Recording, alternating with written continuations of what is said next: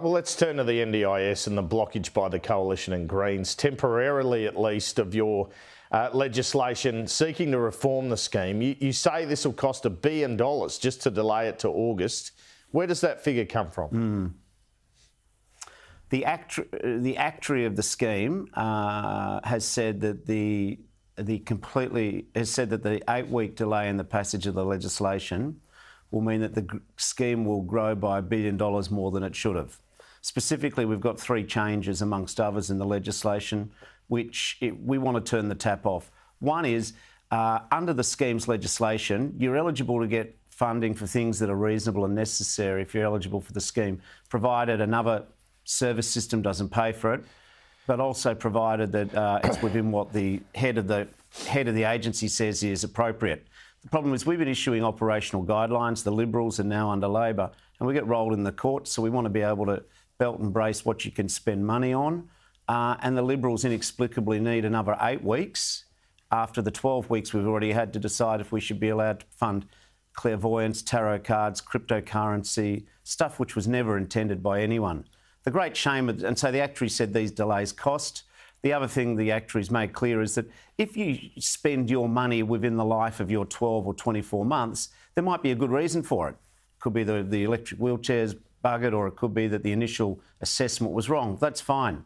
But what we're finding is examples where someone might get $220,000 for 2 years and they spend $180,000 of it within the first 5 weeks, and we've got no means or recourse to set up risk or control or interval payments. The Liberals know this needs to be changed. The Greens, well, they know it, but you wouldn't. I'll be honest, the Greens are just off with the fairies when it comes to any sort of fiscal common sense on this. They say any change is some sort of act of evil, which it's not. Most people on the scheme are doing the right thing. Most providers are doing the right thing, but we know we can tighten it up. And, this $1 billion, which the Liberals need to chin stroke for the next 8 weeks and clutch their pearls over and have 2 days of public hearings, $1 billion down the drain, and that's worth 60,000 kids' packages for a year. Just a shocking, obscene waste of money. They say the sector doesn't like your changes, that's why they're doing it, and that they might move even tougher amendments after that inquiry. What do you say to that?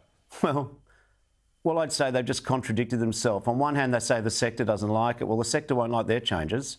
I don't mind Michael Sukkar. I think he's got a hard job in opposition. But, when I hear the Liberals say that they want to do co-design with the sector, with respect, the Liberals think co-design is a furniture outlet at the DFO.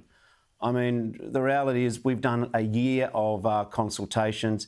I've done more public meetings on the NDIS than Peter Dutton's given angry speeches about Anthony Albanese. Look, we've been out and about. The fact of the matter is this is a great scheme changing lives, but we all know, I know, every insider knows, people on the scheme know, that whilst the scheme is doing a lot more good than harm, there's a bit of rubbish going on. There's some people having a lend of it, especially amongst some of the providers. We want to straighten it up. This nation doesn't have $1 billion to waste in a cost of living crisis. This scheme was for the people who are the most disabled, the people and their families. It's changing lives. It is sick-making. It is oxygen stealing to delay this for 2 months. Is it true that if and when this legislation passes, your intention is to introduce regulations to stamp out some of the practices being paid for under NDIS, such as sex workers, provision of sex toys? You even said there tarot card readings. Yes. At the moment, the way the scheme works is you get a personal budget. Great. We want to make sure that you get your personal budgets done with a good needs assessment. Then what we want to do is make sure that you've got the ability to get things that are reasonable and necessary. The rules have been a bit loose at the margins. Let's just tell the truth. I find that telling the truth on these matters is the best.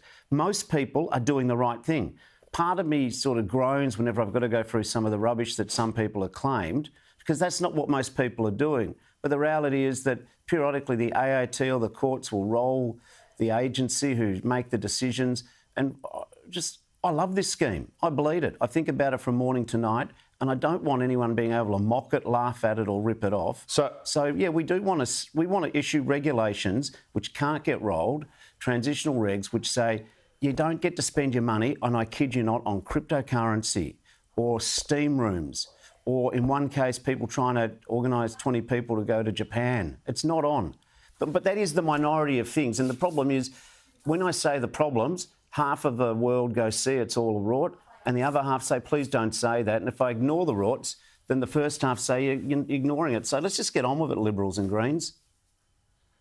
All right, and just briefly, using prostitutes, is that going to be in the regs as banned? We will rule it out. Yeah, we'll rule it out. It's just not a sustainable proposition. Okay, a report in the News Corp... it doesn't pass the test, does it? No, a report in the News Corp papers this morning that a report commissioned for... Can I just say, we're only aware of one case of it being asked for, though. So this is the problem. Yes, we're going to rule it out, but, you know, the Libs used to hyperventilate and get those paper fans and sort of ooh and ah. The reality is I've got one or two examples that I'm aware of that it's ever happened, ever.